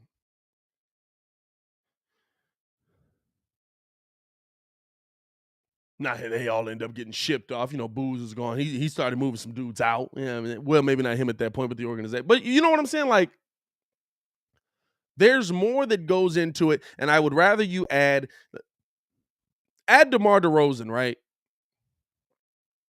to the Chicago Bulls in 2019, 2020. What does that do? You got DeMar DeRozan. There was no talent on that team. You added DeMar DeRozan to a team that had Zach LaVine and Vooch already in place. You brought in Alex Caruso, talent. You got good pieces on the bench and Derrick Jones, talent.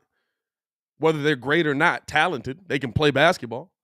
We didn't have dudes that could play basketball. We were running out there with Antonio Blakeney every night thinking we were killing the game. Talent matters. It matters more than most things in this league.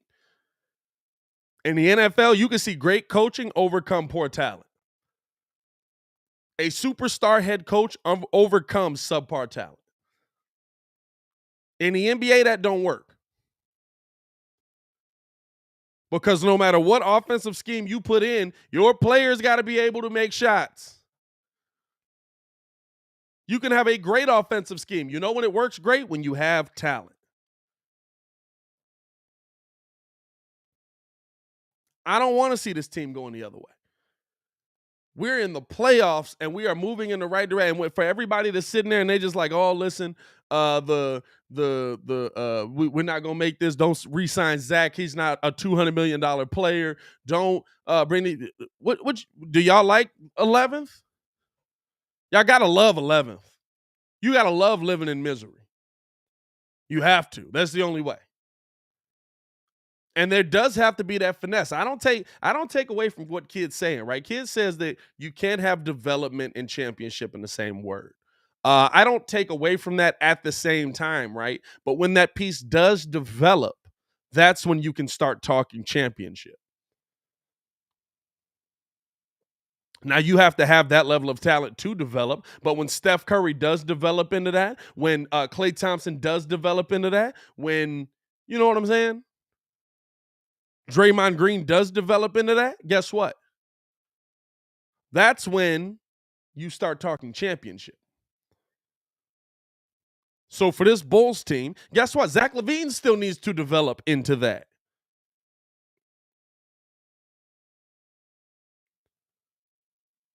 Zach LaVine needs to become that next level player. Take that Devin Booker jump, if you will. And it's crazy, right? Because you look at the Lakers. The Lakers won. The Lakers won a championship. Bubble ring, whatever it is. The Lakers won a championship.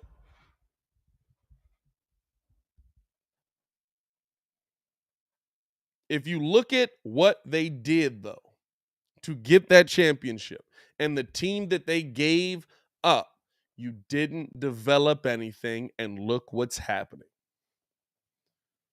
You developed legitimately nothing, and look what's happening. Imagine this Lakers team if they keep Brandon Ingram, Lonzo Ball, Julius Randle. They had LeBron James on a signing. They had LeBron James signed already. He was a part of this team.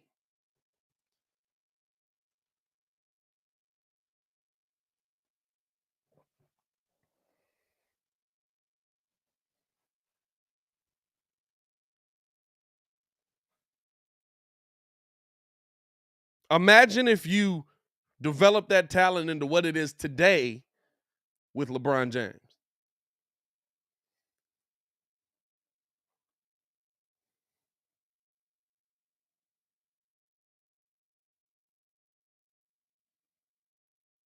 Now you're not talking about, hey, these motherfuckers out here getting cooked every night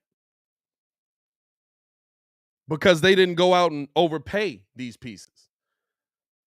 They didn't go out and overpay for Russell Westbrook. They didn't go out and overpay for Anthony Davis, who hasn't been on the court. Whether you like the talent or not, being on the court and not being on the court, that turns into, did you overpay him or not? You're overpaying somebody that's not producing, that's not on the floor. Whether it's because of injury or not, unfortunately, he's not on the floor.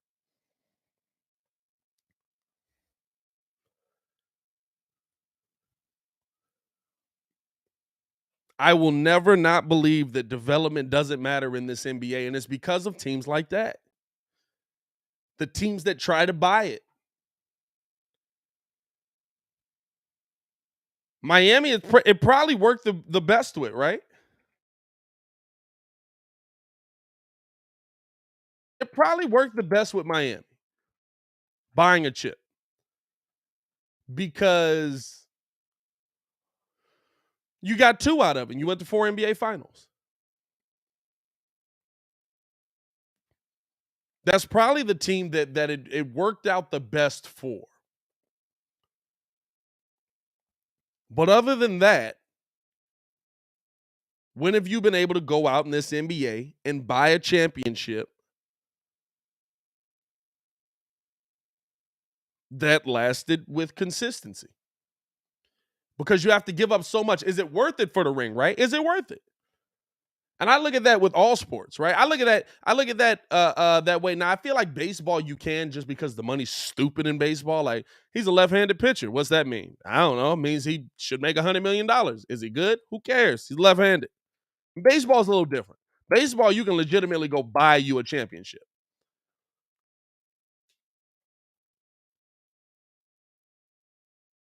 But if you look at like football, the Rams won a ring. I feel like one Super Bowl ring means a lot more than one NBA championship as well. But the Rams won a ring.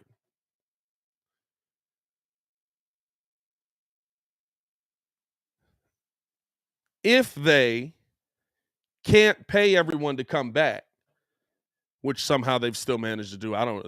Whoever's running the Rams book, shout out to them.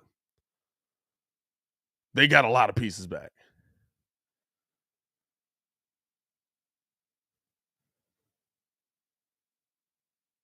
But if they can't do that, how does that change the trajectory of that team given what they gave up? Can you have sustained success given what they've given up? And realistically, the Rams developed most of that team. And then they added Matt Stafford. Realistically, the Buccaneers developed most of that team. That was a very similar team to the one that Jameis Winston threw 30 interceptions on. And then they added Tom Brady. Who's back?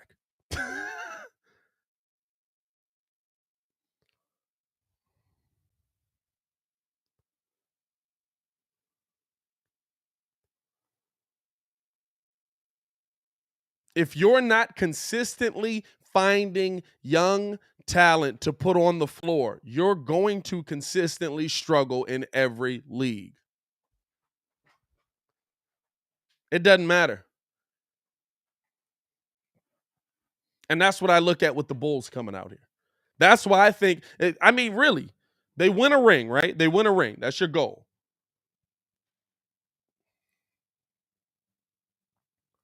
But was the Lakers a failed trial? You got one, but your team is decimated. Your cap is decimated. You literally are running it back. Like, I'm sorry. Like, I don't care what nobody says. I would be very surprised to see Russell Westbrook not on the Lakers next year.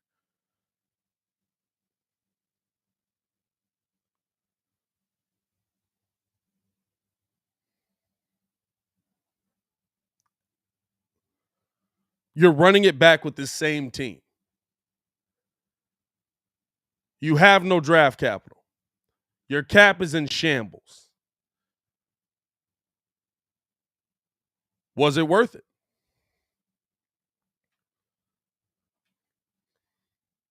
Was it worth it? You have no pieces to develop for your future. One piece you thought you were going to develop, I think they used horribly in Talon Horton Tucker, and he regressed this season. One piece I thought would have been great for the Bulls this season.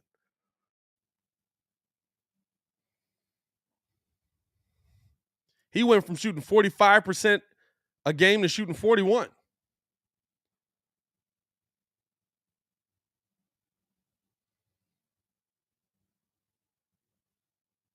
He was a guy that was moving in the right direction year after year, and then this year he becomes stagnant, playing the most time. Like, is it worth it?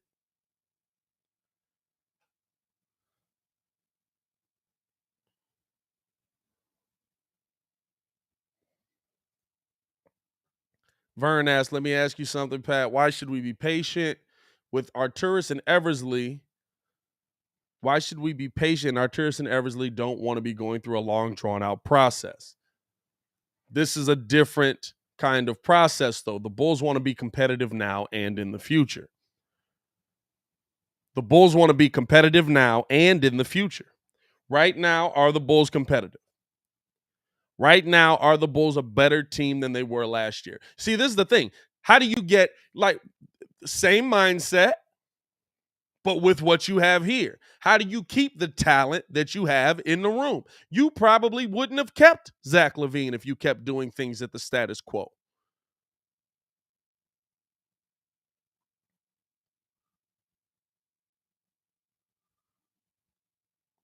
You couldn't have kept Zach LaVine if you kept going out with that team. You couldn't have.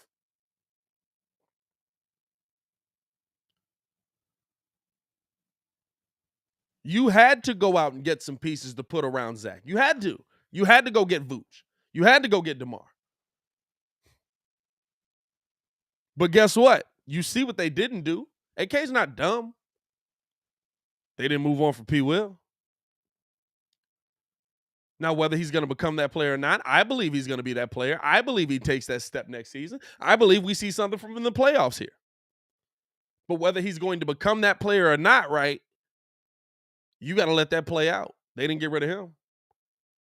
Your best trade piece right now was probably the rookie to get somebody back that could have been a veteran presence right now in Ayo Dosunmu, because Ayo is young talent. You could have included Ayo in a trade to possibly go get somebody else around the league. Maybe you include Ayo to a trade to go get Sabonis. Maybe you include Ayo in a trade to go get a legit player on teams that, hey, we have talent right now, but we're trying to go young and develop young talent. Ayo Dosunmu's he didn't get rid of Ayo.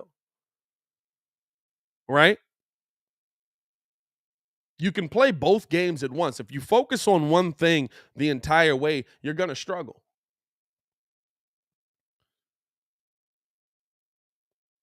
And I think that's why the Lakers, listen, you win a championship, winning one championship means something. Having a ring means something. The Bulls don't have it. Having a ring to me, like I'm not one of those people that's like, well, if you don't get 3, if you don't get 4, then you didn't win it. But I am one of those people that say, if you gut everything you have and put yourself on the brink of destruction to go get that championship, yeah, that's a failed experiment. They got their one. Clap it up. Whether it's a bubble ring or not, I don't put the little asterisk on it. There's a lot of people that put the asterisk on it, right? There's a lot of people that hey, we're gonna put this asterisk on here and we're gonna make this happen. That wasn't a real championship.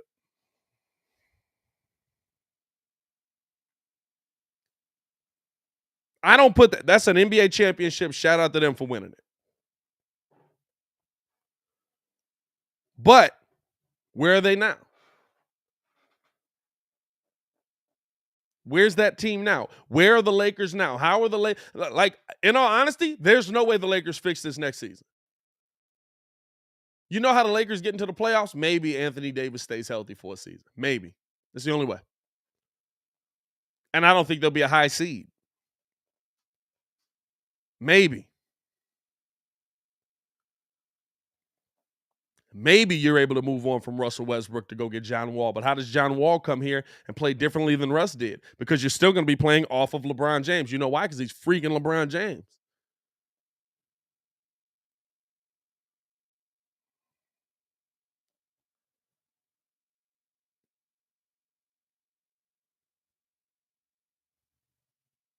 It's not about waiting and doing nothing. It's about building something that's competitive and then adding pieces onto that keep you competitive for a long time. They had David Robinson on the Spurs. David Robinson gets hurt for a season. The Spurs struggle. The Spurs get a high pick. Guess what? That pick turns into Tim Duncan. The Spurs then go on for 20 years of success.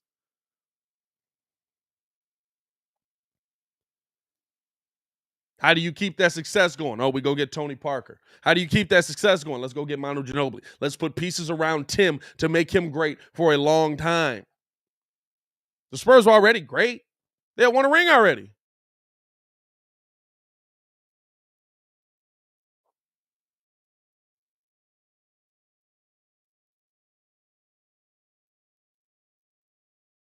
There's a difference in developing your team and setting your team up for the future and looking at your team and saying, well, we're in the middle of the pack, and so this sucks, so we might as well blow it up and see who we can get in the draft. And you know why? Because, listen, Jokic was taken with the 41st pick.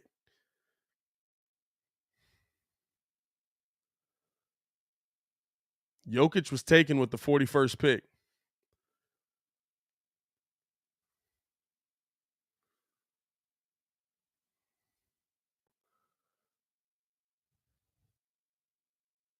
There's a lot of teams that are good that become great, but Giannis was taken where? In that same draft, I believe.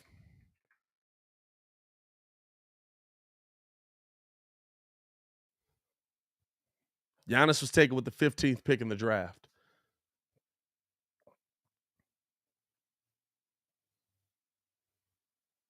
Curry was what? 41st, if I'm not mistaken.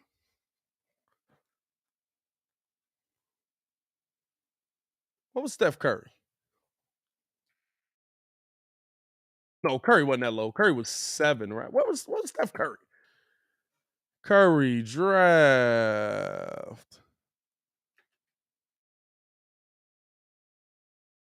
Curry was 7. Yeah. I'm tweaking on that. 7th pick. Steph Curry a little different. But you can have talent and then add talent and figure it out.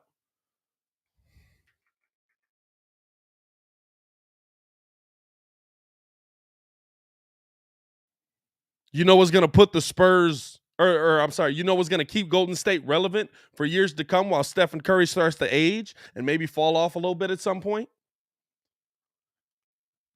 Jordan Poole being picked at 28.